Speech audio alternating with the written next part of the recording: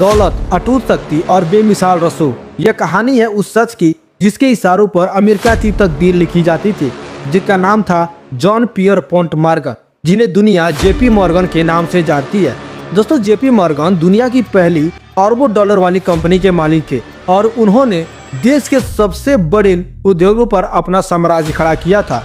एक समय तो ऐसा भी आया जब संयुक्त राज्य अमेरिका की पूरी अर्थव्यवस्था सिर्फ एक इंसान के फैसलों पर टिकी थी। उनके एक शब्द या एक कलम की स्याही किसी कंपनी को अर्श से फर्श पर पहुंचा सकती थी और किसी को फर्श से नीचे ला सकती थी और दिवालिया भी करा सकती थी। दुनिया उन्हें एक महान दूरदर्शी मानती थी या एक बेरहम उद्योगपति। इस वीडियो को देखने के बाद तुम खुद बताना, लेकिन इस सच्चाई से कोई इनकार नहीं कर सकता कि जेपी मॉर्गन जैसा दूसरा कोई नहीं हुआ। दोस्तों, जेपी मॉर्गन का जन्म 1837 में कनेक्टिकट के एक अत्यंत प्रभावशाली परिवार में हुआ था। उनके पिता जूनियस स्पेंसर मॉर्गन खुद एक मंजे हुए बैंकर थे। उन्होंने जेपी मॉर्गन को वह सर्वश्रेष्ठ शिक्षा दिलाई जो उस समय के पैसे से खरीदी जा सकती थी, क्योंकि उनका एक ही मकसद था, जेपी मॉर्गन को अपनी तरह एक दिग्गज फाइनेंसर बनाना। हालांकि सोने का चम्मच लेकर पैदा होने के बावजूद जेपी मॉर्गन का बचपन काफी कष्टों में बीता। वह बचपन से ही बीमार रहते थे। उन्हें लगातार होने वाली भयानक खांसी, माइग्रेन के दौरों और स्कारलेट फीवर जैसी बीमारियों ने घेर रखा था। अपनी नाजुक सेहत के कारण वह दूसरों बच्चों की तरह बाहर नहीं खेल पाते थे। जब बाकी बच्चे मैदानों में होते तो जेपी मॉर्गन घर के भीतर बैठकर वित्तीय दस्तावेजों और बिजनेस रिपोर्टों का अध्ययन करते थे। हालत इतनी बिगड़ गई थी कि एक बार वह रूमेटिक फीवर की वजह से चलने फिरने लायक भी नहीं रहे। तब उनके पिता ने उन्हें अटलांटिक महासागर के बीच अजोर द्वीपों पर अकेले रहने के लिए भेज दिया, इस उम्मीद में कि वहां की समुद्री हवा उन्हें ठीक कर देगी। करीब 1 साल तक अपनों से दूर उस टापू पर रहने के बाद जब जेपी मॉर्गन की सेहत में सुधार हुआ तो उन्होंने अपनी शिक्षा फिर से शुरू की। दोस्तों, 1857 तक उन्होंने बोस्टन, स्विट्जरलैंड और जर्मनी के बेहतरीन संस्थानों में पढ़ाई पूरी की। 19 साल की उम्र में वह प्रोफेशनल दुनिया में कदम रखने के लिए तैयार थे।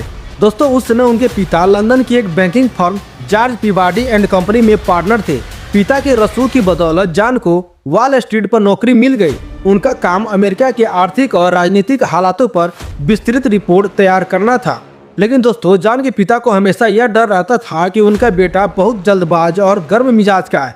उन्हें लगता था कि एक सफल बैंकर बनने के लिए जिस धैर्य की जरूरत होती है वह जेपी मॉर्गन में तो नहीं है। दोस्तों, 1859 में एक वाकया हुआ जब जेपी मॉर्गन ने बिना किसी अनुमति के कंपनी के पैसों से ब्राजीलियाई कॉफी की एक पूरी खेप ही खरीद ली। हालांकि इस सौदे में मुनाफा हुआ, लेकिन उनके पिता को यह जोखिम उठाना बिल्कुल भी पसंद नहीं आया। इसके बाद 1861 में 24 साल की उम्र में जेपी मॉर्गन ने अपना खुद का रास्ता चुना और अपनी कंपनी स्थापित की। इसी साल उन्होंने अमेलिया से शादी की, लेकिन नियति को कुछ और ही मंजूर था। शादी के महज 4 महीने बाद उनकी पत्नी की तपेदिक यानी ट्यूबरकुलोसिस से मृत्यु हो गई। इसी सदमे ने जेपी मॉर्गन को अंदर से तोड़ दिया और उन्होंने इस दुख को भुलाने के लिए अपना पूरा जीवन काम के प्रति ही समर्पित कर दिया। लेकिन दोस्तों, एक समय ऐसा आया कि जब अमेरिका गृह युद्ध की आग में जल रहा था, तब जेपी मॉर्गन ने युद्ध में जाने के बजाय $300 का जुर्माना भरा ताकि उनकी जगह कोई और लड़ सके। उन्होंने युद्ध के दौरान भी बड़े सौदे किए, जैसे पुरानी राइफलों को सरकार से सस्ते में खरीदना और उन्हें सुधार कर वापस महंगे दामों में सरकार को ही बेचना। हालांकि इस मुनाफाखोरी की आलोचना हुई, लेकिन जेपी मॉर्गन का ध्यान बड़े लक्ष्यों पर था। 1871 में उन्होंने एंथनी ड्रेक्सेल के साथ मिलकर ड्रेक्सेल मॉर्गन एंड कंपनी की नींव रखी, जो आगे चलकर आधुनिक जेपी मॉर्गन चेस का आधार बनी। दोस्तों, जेपी मॉर्गन की सबसे बड़ी खूबी थी अवसर को पहचानना। उन्होंने देखा कि अमेरिकी रेल मार्गों में बहुत ज्यादा प्रतिस्पर्धा है, जिससे कंपनियां घाटे में जा रही है। उन्होंने इस कंपनियों का विलय करना शुरू किया, जिसे इतिहास में मार्गनाइजेशन के नाम से जाना गया। उनका मानना था कि बड़ी कंपनियां ज्यादा स्थिर और लाभदायक होती है। उन्होंने न केवल निवेश किया, बल्कि कंपनियों के बोर्ड में बैठकर खुद फैसला लेना शुरू कर दिए। वो हर चीज पर अपना पूर्ण नियंत्रण चाहते थे। उनके प्रयासों से अमेरिकी रेल उद्योग में स्थिरता आई और यूरोप से भारी निवेश अमेरिका पहुंचने लगा।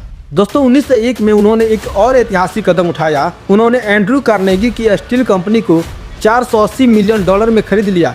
इस सौदे के बाद उन्होंने कई छोटी कंपनियों को मिलाकर यूएस स्टील कंपनी बनाई, जो दुनिया की पहली $1 अरब वाली कारपोरेशन बनी। इसके बाद उन्होंने थॉमस एडिसन की बिजली परियोजना को वित्त पोषित किया और जनरल इलेक्ट्रिक जैसी दिग्गज कंपनी बनाने में मदद की। दोस्तों, इतिहास गवाह है कि जब जब अमेरिका की अर्थव्यवस्था डूबने की कगार पर आई है ना, तब जेबी मॉर्गन एक रक्षक बनकर खड़े हुए हैं।